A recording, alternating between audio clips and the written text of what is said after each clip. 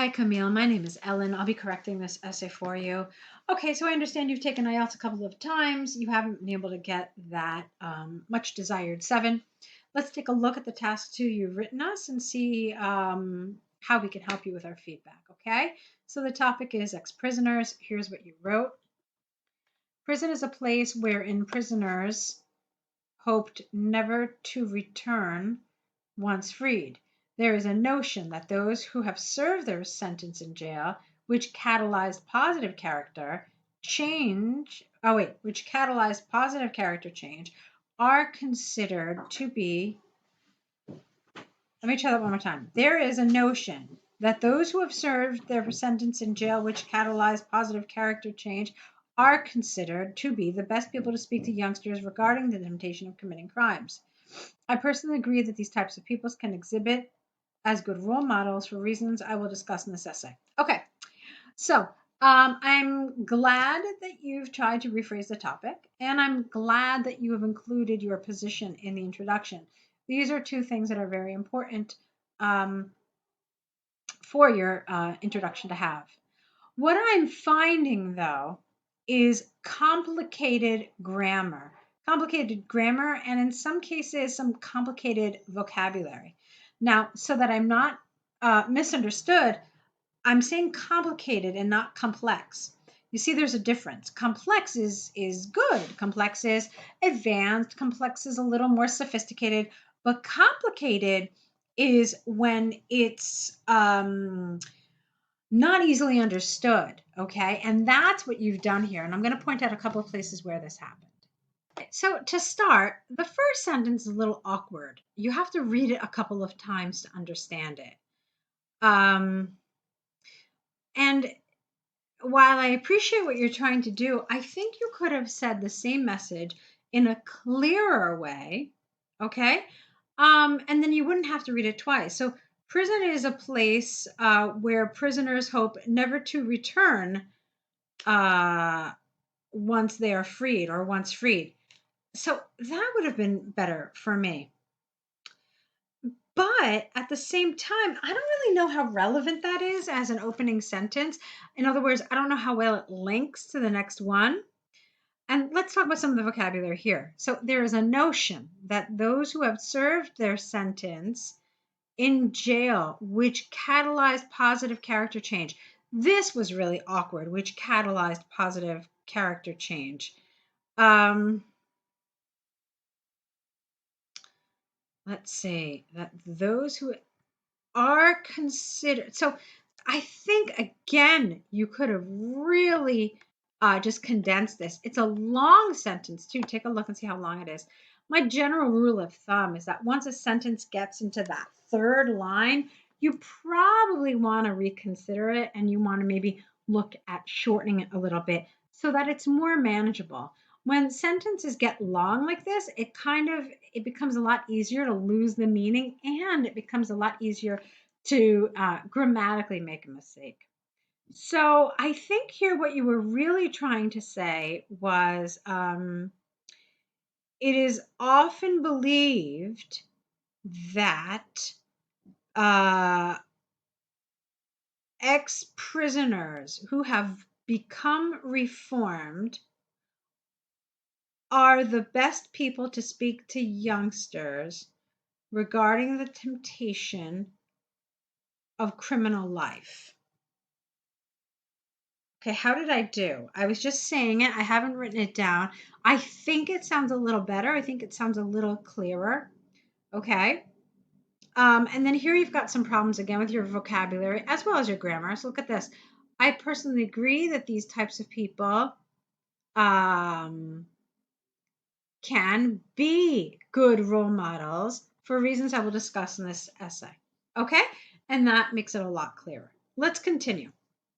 First and foremost, a former jailer. Careful, you don't mean jailer here. You mean a different word. You mean a former prisoner, an ex-convict, an ex-criminal.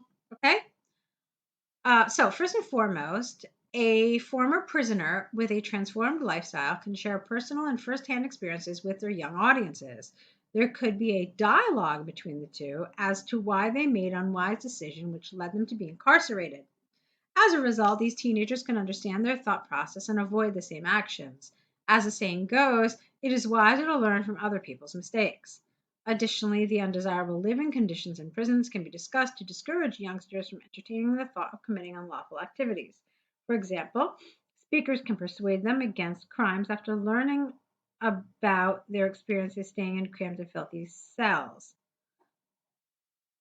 Okay, here you have to be careful with your pronouns. So speakers can persuade them. Here, the them means the youngsters.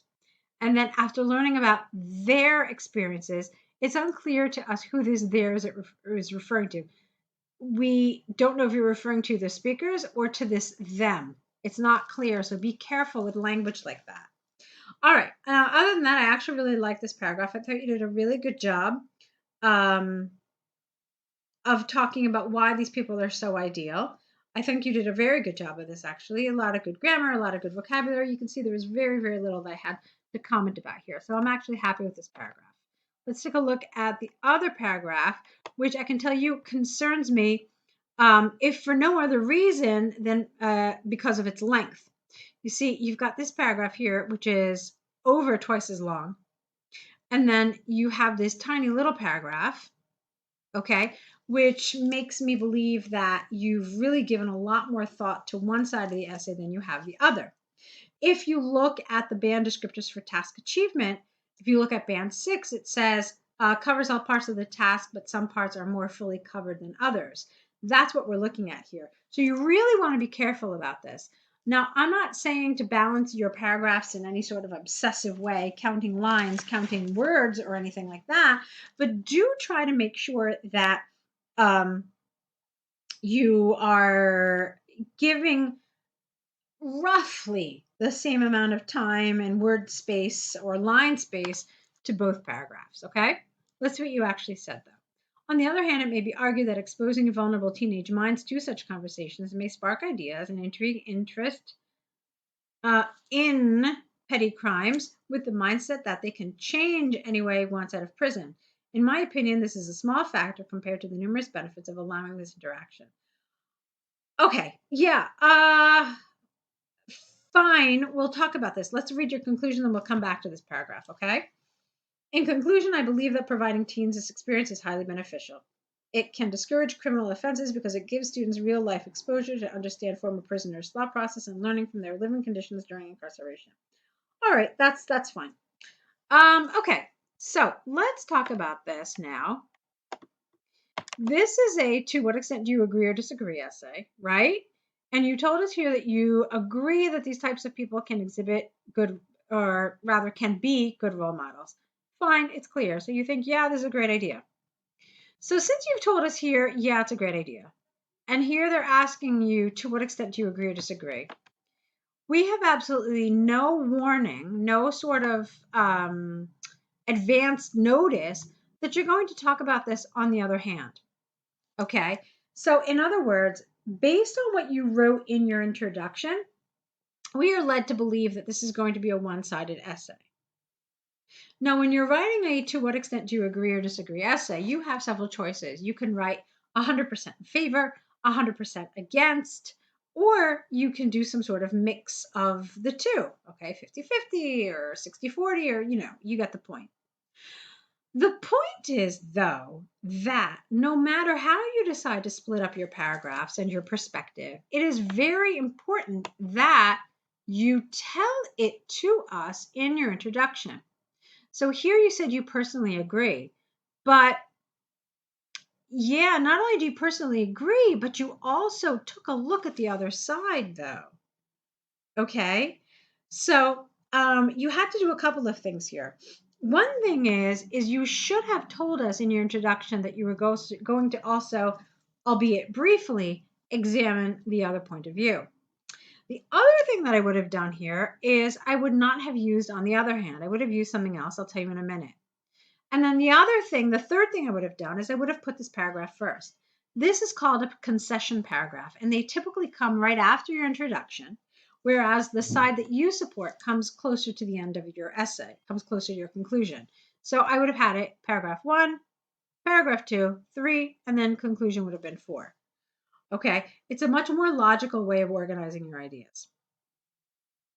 So, what am I suggesting to kind of make it a little more tangible for you? So, you could have said, in my opinion, despite the potential dangers of such a measure, I personally agree that these types of people can be the best role models for reasons I will discuss. So, do you see what I did? I gave you this little concession here. So, while there are some dangers, okay, and that gives us a clue that you're going to address this part of the issue as well. And then here, like I said, this would have come first for me, but I would not have used on the other hand. Why? For a couple of reasons. First of all, when you use on the other hand, you have to also use on the one hand. You're not supposed to use one without the other. And since you didn't use it here, I wouldn't have used it here.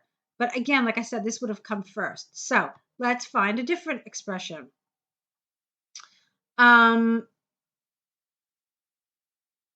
Looking at it, you've got this hedging language here, okay? This, it may be argued. This is perfect just on its own. So if it were up to me, I would have started my paragraph. I would have gotten rid of on the other hand completely, totally get rid of it, and then started. It may be argued that exposing vulnerable teenage minds to such conversations may spark ideas, etc., etc., etc. Okay? Or you could do something even better, and you can have a very clear topic sentence. You could say something like,